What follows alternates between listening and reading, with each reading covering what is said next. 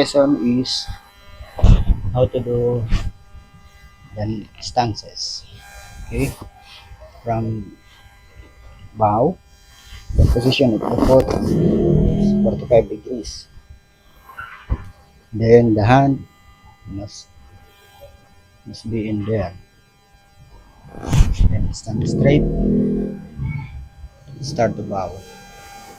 45 degrees bow. Oops. Then do the natural stance. Cross the hand. Cross the hand. Then stance. Okay. Then relax your shoulder. The hand moves like this. Okay. Then no extra movement. Okay.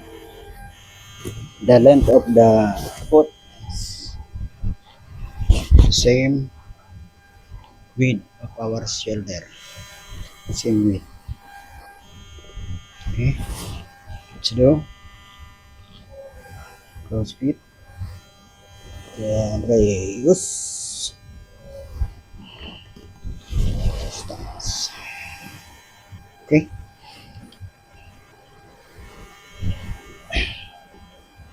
Okay, the next lesson is how to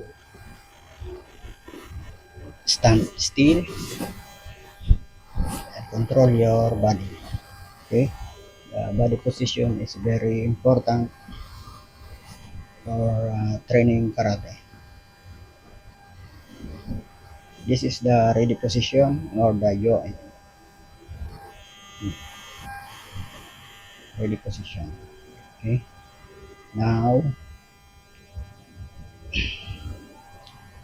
our first lesson is how to close, how to do your fist.